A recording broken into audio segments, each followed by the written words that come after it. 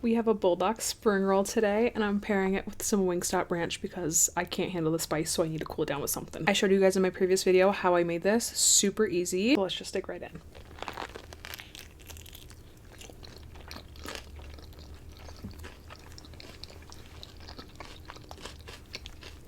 Oh my gosh. Absolutely delicious. The onion boil pairs so well with this.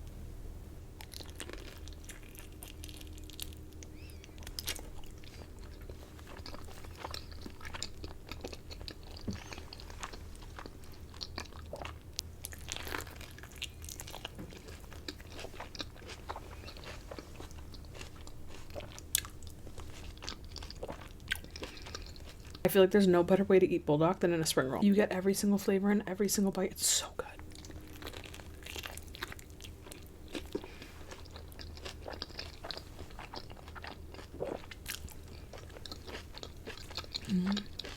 The spice is starting to creep up on me.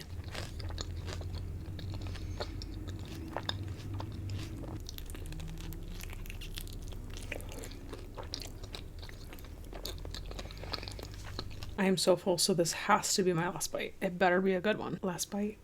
Cheers.